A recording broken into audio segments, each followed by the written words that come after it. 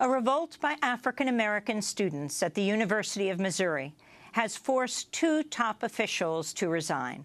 On Monday, President Tim Wolfe said he is quitting, and Columbia campus chancellor Bowen Loftin announced he will be stepping down by the end of the year in the face of protests over their handling of racism on campus.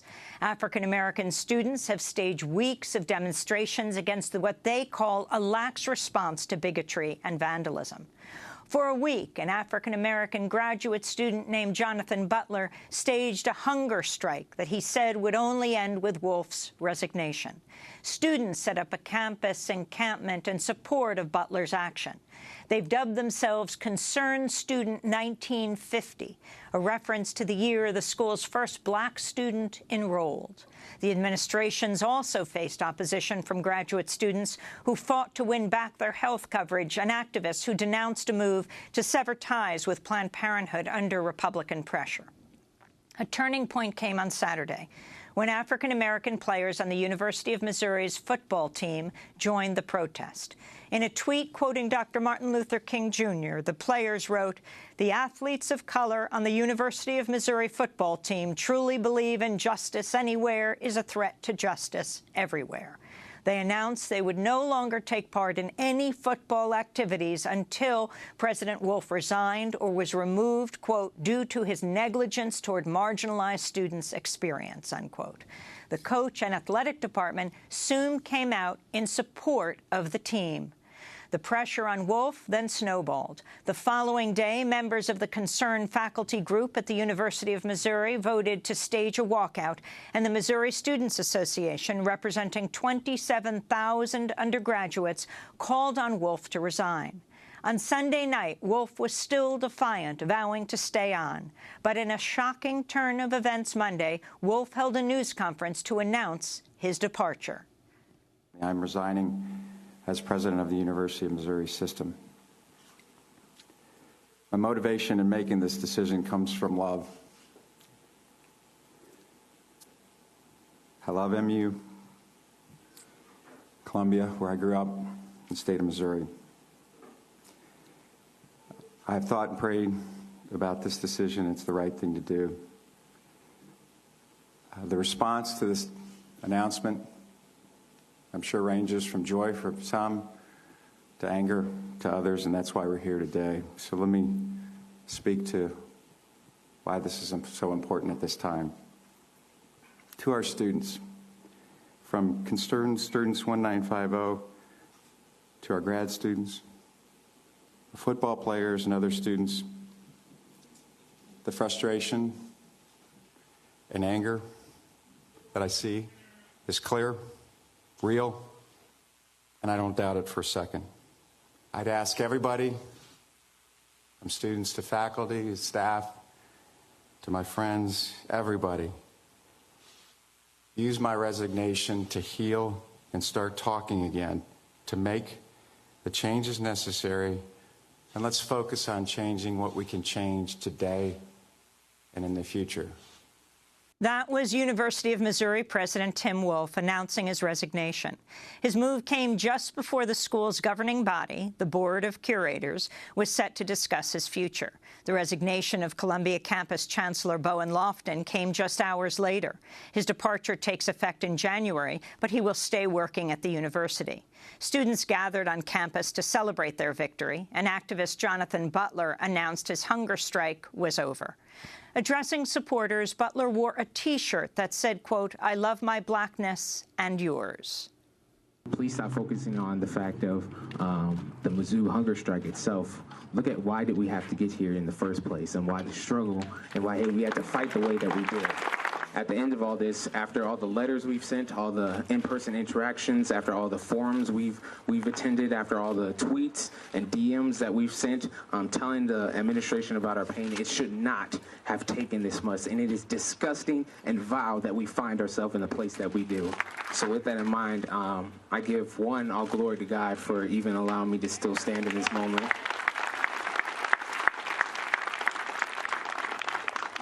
And two, I want to acknowledge that this was not that was not me alone. It was these people that I'm standing on here at the stage with. It was the black community. It was the black faculty. It was the other faculty. It was the Forum on Graduate Rights. It was the people with Planned Parenthood. It was everybody who chose to stand up in this time who made this possible. This was not Jonathan Butler. This was the Mizzou community for one of the first times that I've ever seen stand together united. That was hunger-striking University of Missouri graduate student Jonathan Butler speaking just after the resignation of University of Missouri President Tim Wolfe. For more, we're joined by three guests. Dave Zirin is with us in Washington, sports columnist for The Nation magazine. His latest article, 3 Lessons from University of Missouri President Tim Wolfe's Resignation. Danielle Walker joins us. She's a master's student at the Truman School of Public Affairs at the University of Missouri and Columbia and creator of the Racism Lives Here movement at Mizzou. Stephanie Shonekan is with us as well. She's chair of Black Studies at the University of Missouri, associate professor of ethnomusicology and Black Studies. We welcome you all to Democracy Now! Let's begin with Danielle. Danielle, can you first respond to the resignation of the University of Missouri President Tim Wolfe, as well as your campus chancellor, Loftin, who will leave his chancellorship at the end of the year? Yes, I think it's important to highlight how leadership has to be held accountable. When Tim Wolfe says that, he loves MU, how can you say that you love MU or that you loved MU when you've had students of color suffering so long underneath your leadership role? And so it's very bittersweet to see all these changes going on in our university, but also understand that this is long overdue and it is time for new leadership to take over the reins and to ensure that they are going to steer now the University of Missouri onto a course that is about diversity, inclusion, and a welcoming environment for all students. Danielle Walker, can you take us through what took place on your campus, why you created the Racism Lives Here movement? I think for a lot of people, they heard for the first time what was going on at the university yesterday when the president announced he was resigning. But you have been dealing with this for a very long time. Explain what led to this point. Yeah. I've been a student of the University of Missouri since 2008. On my sophomore year, we had the cotton ball incident where white students sprayed cotton balls all over our Black Cultural Center, and our administration's response was that they committed littering and vandalism, not that it was a hate crime. That inaction from there on all the way till now has just been building upon itself. And this fall, our student body president, Peyton Head, was called the N-word while walking on campus, which is a common occurrence for Black students. It's almost normalized and expected that if you are walking on campus at nighttime in Black, be prepared to be called the N-word. And I was absolutely outraged and disgusted that once again, the administration, who I had hoped that when our body president was called this, that they would respond more alert to this, and they didn't. It wasn't until I held a rally that I named. Let me go to Peyton Head, the president of the Missouri Students Association. Head recently told the New York Times there's not enough discussion about the history of systemic oppression at the University of Missouri. The University of Missouri was founded in 1839 as the first public land-grant institution west of the Mississippi River.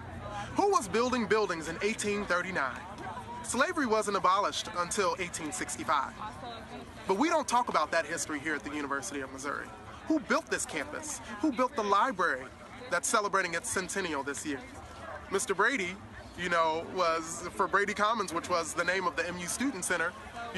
He fought to make sure that LGBTQ students could not meet on this campus. It went to the Supreme Court. That's the reason why LGBTQ students can meet on campuses around the nation. But that was the name of our student center. So that's the systematic oppression that I'm talking about. That's Peyton Head, the university student president. Danielle Walker, if you could continue with the treatment of African-American students on campus that led to this.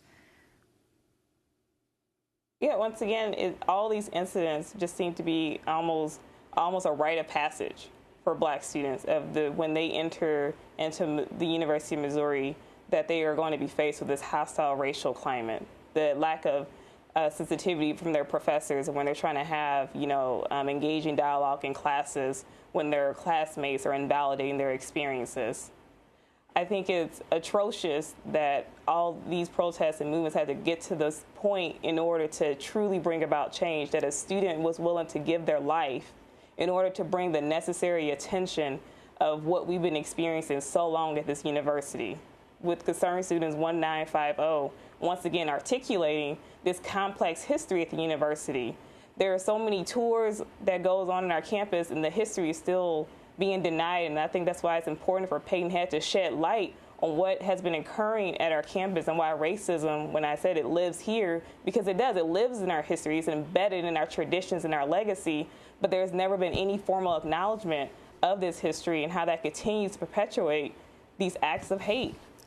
Can you talk about one of the latest incidents of swastika? Once again, I was deeply disturbed that the only way I was able to find out that this incident occurred on my campus was through Twitter, and that someone tweeted about it. There was no information from officials on our campus or administrators that released any kind of information from the students. It actually, when the tweet happened, it was already a few days past the event. So this is what I'm referring to. And what actually happened? In regards to the administration, in regards to the swastika. In regards to the swastika, this was a swastika that was smeared in feces on a dorm wall. Yes. Do you know who did it? And they just they said the quote unquote the investigation is ongoing, just like a lot of the responses we get. And so now tell us. Once again, this communication is not. Now tell us about Jonathan Butler and what he decided to do almost 2 weeks ago.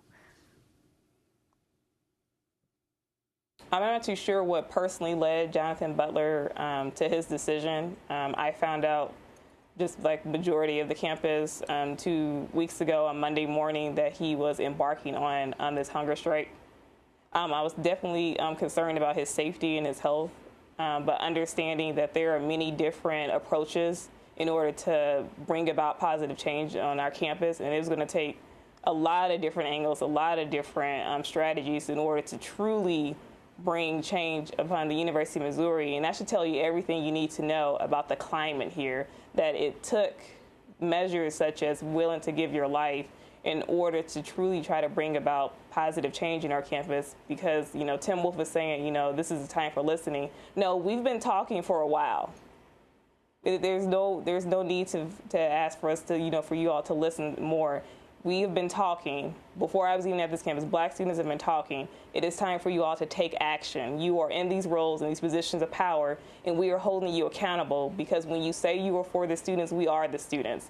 And so Jonathan Butler embarking on this hunger strike was once again showing the dedication and passion of what is occurring on our campus for those who are truly committed to social justice. Mm-hmm. And then can you talk about the football team, what the football team did this weekend?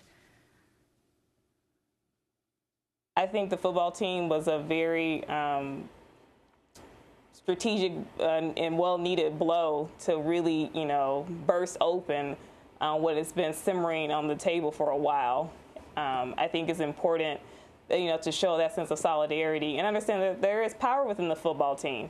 The fact that students will receive an email from our provost discussing a football game last Thursday and how professors should let their classes out early, or people at work should get off early in order to accommodate for a football team, but we can't discuss issues of racism or hostility or hate that is happening on our campus. And so the football team was definitely well needed, because that is definitely a focal point in a position of power on our campus because of financial and economic reasons.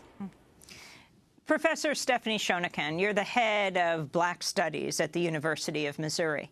Can you talk about how the faculty fit into the story? I mean, at the last minute, it was a faculty walkout, the student strike, the Jonathan Butler hunger striking, the University of Missouri, Black players on the football team saying they would no longer play football. Talk about the teacher's role, the professor's role, and how long you've been there. So I've been here for about 4.5 years, and I noticed as soon as I arrived the tension on this campus. Of course, because I teach in Black Studies, I get to teach students who experience all the things that Danielle has just talked about. So I knew all of this. I know that most of my colleagues did not know. That is, colleagues who are not Black. Did not know that this was happening, or if they knew, it wasn't a priority. So when this all started becoming more urgent, I and a number of my Black colleagues began to pay attention and try to draw attention to the students' movement. I don't want any faculty to take any credit for what has just happened. This was completely designed, implemented, and sustained by different student groups within the Black student population. And they all coordinated, and from a group last year that called themselves Wage Peace, there was a group called MU for Mike Brown, Danielle's movement that really ramped everything up this semester, and then we've got the Concerned Student 1950 group. Faculty did not really, to be honest, come on board until it was really, really urgent. And it's interesting that faculty did come on board for graduate students' rights. And that was a very quick response from the faculty. But what bothered me just a little bit was that we didn't have the same groundswell from the faculty for our students of color who were drawing attention to these incidents. However, once they did start paying attention in the last week or so, and of course elevating that over this last weekend, they did come through. The faculty got together, decided that, first of all, the black faculty decided that they would publicly come out and support our Black students. And then other faculty also joined and decided that there would be a walkout on Monday and Tuesday morning. And so this, I think, indicated to our students that the faculty was on board and that the faculty would support anything that the students needed to institute proper and complete change on our campus. We also, as faculty, are thinking about the things that we do best. The things that we do are that we research, we teach, and we provide service for this campus. And so as we study our mission at the University of Missouri, our mission is to teach, educate, research, to make our world a better place. What our students have done is really model for us what we should be doing. And so hopefully we are all our faculty, not just our Black faculty, but all our faculty are seeing this as a moment to create change within our classrooms, so that our Black students don't feel marginalized in our classrooms, that when we are talking, when it's a classroom that is pre-med, that a professor should think about, okay, what does the text say about dermatology and skin color, and how can we talk about that in a comprehensive way that includes Black students? So, and this should be done across our curriculum. So our faculty are working on ways to effect change in the curriculum so that all our students, those who think that it's a good idea to draw a swastika in feces on a dorm wall, that student or that group of students needs training. That student needs to understand what that hatred really means. And I'll speak for myself. I think that Danielle will also speak to this. The level of hatred in the reactions that we're getting from this movement just really signify the critical nature of the change that is needed. And when the president talks about accountability, we want earnest accountability. We want accountability that really comes with action, that you don't turn away from our students when they are really trying to get your attention about these issues. Danielle, so that is before we end this segment, though I'd like you to stay on as we talk about the significance of the football team's action, I wanted to ask Danielle, the sort of mantra has gone around, this is not a moment, this is a movement. And I'm wondering, how are the students and the professors going to be involved with the choosing of the next president of the University of Missouri, now that Tim Wolfe has resigned, as well as the campus chancellor? And what are your other goals?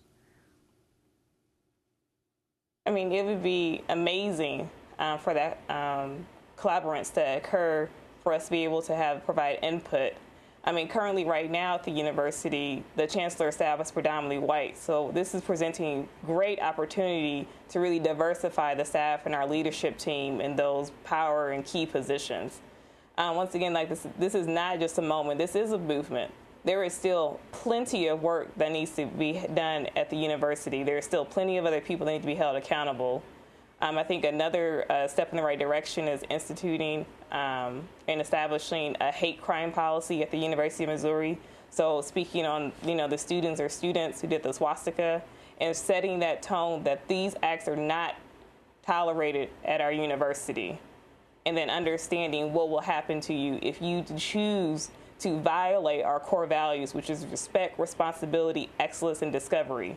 You cannot respect your fellow tiger if you are drawing hate crime symbols in fecal matter in a dorm room. Those are tactics to scare, it's tactics of fear, and it's definitely rooted in hate. And so once again, there is still plenty of work that needs to be done at the university, and this movement will continue. It is still strong. We have garnered the right amount of attention and the support.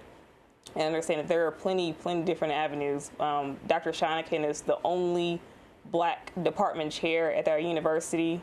And so once again, the demands listed by the concerned students, 1950, of how the lack of representation is also a key problem in the events that are occurring on our campus. So to make our classrooms more inclusive, so I don't have to feel uncomfortable of being the only Black person in the classroom. And then how can we reach a higher percentage of African-American students in our campus, because it's currently around 6 to 7%.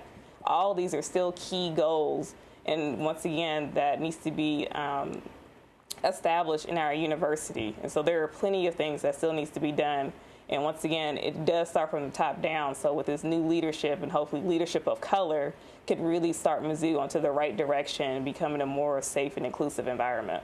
We're going to break. We're talking to Danielle Walker, who is a master's student at the Truman School of Public Affairs at the University of Missouri, creator of the Racism Lives Here movement, and Dr. Stephanie Shonekan, chair of Black Studies at the University of Missouri. When we come back, Dave Zirin will join them, and we'll go to New Haven. Yesterday, about 1,000 students marched around the issue of racial insensitivity at Yale University, and we'll speak with one of the student leaders. Stay with us.